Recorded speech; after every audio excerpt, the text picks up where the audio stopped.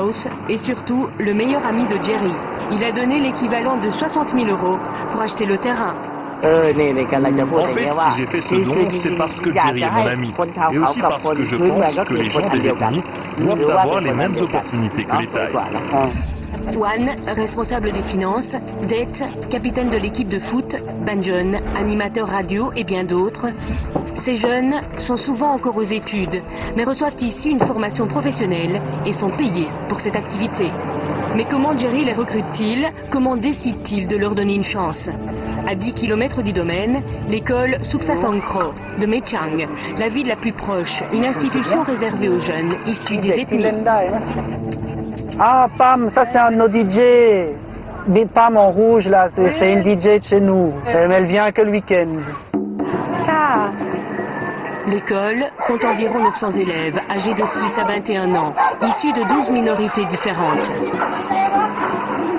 Un enfant par famille a droit à une bourse du gouvernement pour venir dans ce pensionnat. Ils sont logés, nourris, éduqués, instruits. Et certains d'entre eux croisent le chemin du Belge.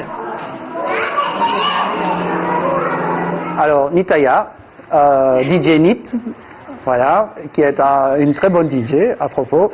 Et alors, notre DJ la plus folle, on va dire, c'est Pam. Comment est-ce que ces deux personnes arrivent dans un projet? Il faut qu'on ait une idée. Donc, dans le cadre de la radio, donc on avait une idée de radio. 2, on vient à l'école et on expose l'idée à la direction et à Crusoe. Et c'est eux qui vont, suivant notre idée, donc ils vont sélectionner un premier groupe d'élèves. Bref, les élèves s'inscrivent, l'école et la fondation sélectionnent. Les deux filles ont été choisies parmi une soixantaine de candidats. Elles étudient la semaine, travaillent comme DJ le week-end et gagnent environ 60 € par mois. Voici un autre projet lancé par Jerry à l'école. D'accord, elles doivent encore accorder un peu leur violon, mais elles sont motivées. Le but?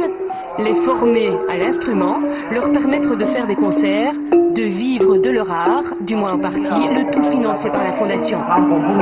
Cette jeune violoniste recevra en plus une bourse d'études supérieures, tout comme Banjon, le DJ radio. Mais les règles de Jerry sont strictes.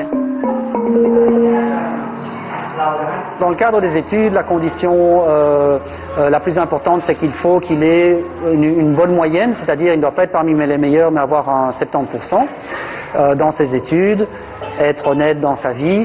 Et en ce qui concerne la radio, pour continuer à être payé dans la radio, il faut évidemment qu'il se donne à fond pour le projet de la radio et que la radio se développe grâce à lui. Si l'étudiant n'a pas une bonne moyenne, la bourse est supprimée. Une chance, mais pas deux. Dans cette école, ils ont tous une histoire difficile, tous une opportunité à saisir. Dans cette école, ce sont tous des gens qui n'ont aucune opportunité. Et à partir du moment où on leur donne une opportunité, ils la prennent, ils la lâchent plus.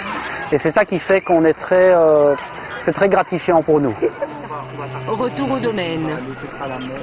Là où se trouve le siège de la fondation, ses locaux, ses ateliers, là où vit Jerry. Dans ce havre de paix, fait de jardins soigneusement entretenus, de constructions traditionnelles aux plus modernes. Pour l'heure, 2 élèves de l'école